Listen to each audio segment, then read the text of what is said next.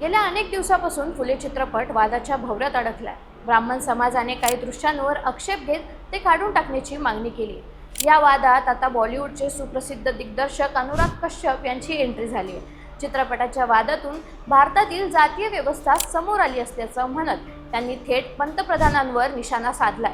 कारण धडक 2 चित्रपटाच्या वेळी सेन्सर बोर्डाने सांगितलं होतं की मोदींनी देशातील जाती व्यवस्था नष्ट केली आहे। याचीच आठवण करून देत कश्यप म्हणाले की काही दिवसांपूर्वीच नामदेव ढसाळ यांच्या जीवनावर आधारित चित्रपटातील कवितांना बोर्डाने विरोध केलाय।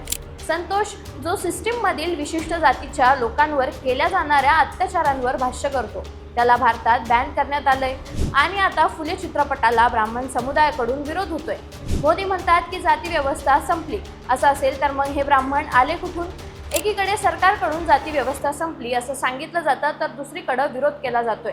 याचाच अर्थ सरकार लोकांना वेड्यात काढत असल्याचं कश्यप म्हणाले।